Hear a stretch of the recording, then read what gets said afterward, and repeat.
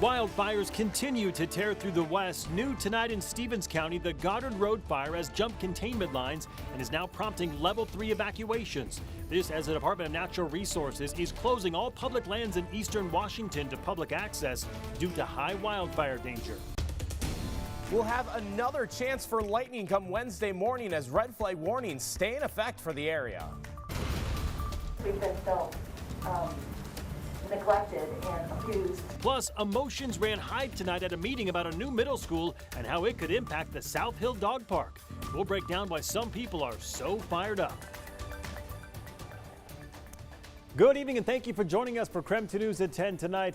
I'm Mark Hanrahan. Let's start in Stevens County, where level 3 evacuations have been ordered for the Goddard Road fire. Take a look behind me right now. They are in place for the Orrin Rice Goddard Road intersection and the Goddard Road Pleasant Valley intersection. Level 3, of course, means leave now. Earlier today, that fire did jump the containment lines, but just moments ago, we learned that crews were able to contain that portion of the fire, which jumped the lines.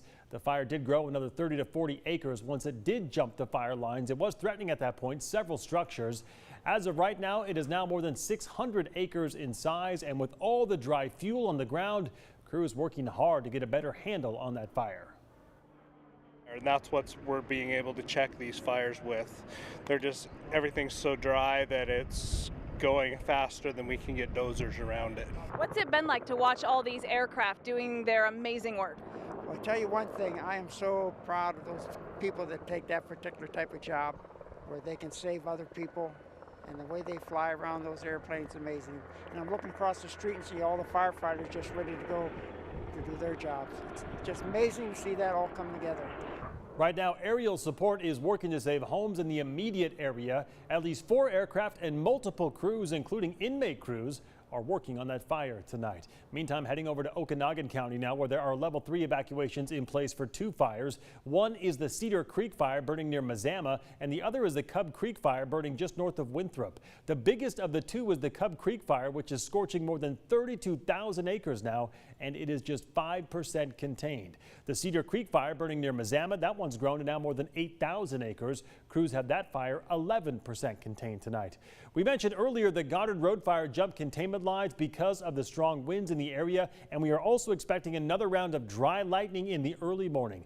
Let's get out to meteorologist Thomas Patrick in the Outdoor Weather Center tonight. And Thomas, when should people expect to see that? Yeah, well, this morning we had a batch of showers and a few lightning strikes in the kind of general morning hours. In fact, it was between 7:30 and 8 o'clock in the morning, just a few lightning strikes around Spokane County, looking at about the same time frame for tomorrow morning as well, if not a little bit earlier. That's why we are still under red flag warnings across the entirety of the inland Northwest, both for the dry lightning potential, and then in the afternoon it will be the more typical dry and windy conditions that could promote aggressive fire behavior out of any of the active or new wildfires that we see. This is what we're expecting for the morning hours. This is Future Tracker at 6 o'clock in the morning. Notice these scattered or isolated, very pinpoint thunderstorm cells. Any lightning off of this would certainly be concerning for the area. Thankfully this morning it wasn't very much. We're hoping it stays that way for tomorrow morning as well. In fact, it's already starting to develop very close to the Blue Mountains. This will be the batch of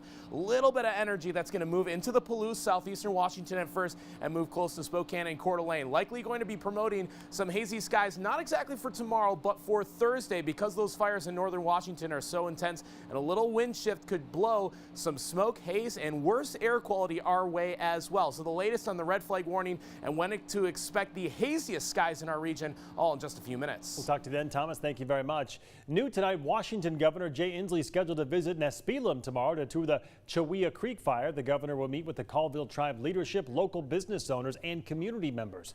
We are going to NESPELEM tomorrow as well. We're bringing you the very latest updates from the governor's visit.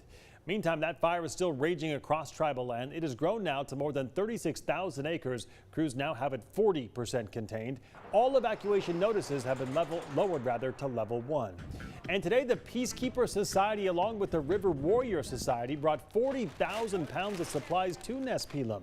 They also resupplied the 200 firefighters working to put that fire out with meals and water. The event was aimed to help this community devastated by the fire, and it was open to anyone who needed it. These aren't just strangers that we're helping. I mean, we know everyone here, whether it's friends, as partners, colleagues, or relatives and family. And so this isn't coming to just help someone we don't even know. This is coming to help our extended community. The Peacekeeper Society is a tribal-led nonprofit organization that works with tribal youth and adults. And because of the extreme fire danger in the state, the Department of Natural Resources today is closing public access to all public lands east of the Cascades. That includes trails, roads, campgrounds, and recreational sites. Lands Commissioner Hillary Franz announced the closure today after touring the damage at the Red Apple Fire near Wenatchee. At one point, that fire threatened more than 1,000 homes. It is just one of 9 major fires in Washington so far this season. These fires are too many, and this season is looking too long. Areas like Dishman Hills are included in the closure. Commissioner Franz explained it's because humans are the #1 cause of fires, and DNR is doing what it can to prevent even more fires. Also, here at KREM, we are committed to keeping you informed about wildfire season. We know this is a lot of information, so we're trying to make it easy for you to find. All you have to do is text the word FIRE to 509-448-2000, and we'll send that information directly to your phone. New tonight, a Wallace man was shot by police today after an hours-long standoff, according to our news partners, the Shoshone News Press. It all started when the suspect began acting erratically and started threatening people. It escalated when he fired shots at a truck, reloaded his gun, and then fired at a passing Idaho Department of Lands truck. The sheriff's office arrived on scene and tried to negotiate with that man while they say he was holding 2 handguns in the street. That's when they shot the suspect after several warnings to drop his weapons. The suspect was taken to the hospital. It's not clear right now on his condition tonight.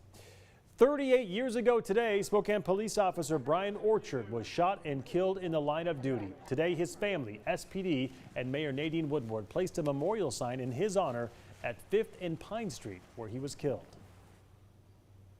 Brian was one of those who raised his hand when called upon to sacrifice himself emotionally, spiritually, and physically to protect complete strangers.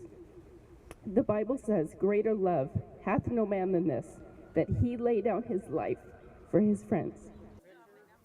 Orchard's death was the incentive to start the Law Enforcement Officers Memorial Project in Spokane, and it was because of his death that a committee was established to design the memorial downtown for fallen police officers. Well, one of Spokane's largest dog park sites is closing in a few months, and that's not sitting well with people who use that park. In fact, community members showed up at KREM 2 today to figure out what's going on. Our Morgan Trout live in the newsroom tonight with what happened at that explosive meeting. Morgan? Mark, tensions ran high at what was supposed to be an informal meeting between city leaders and community members tonight.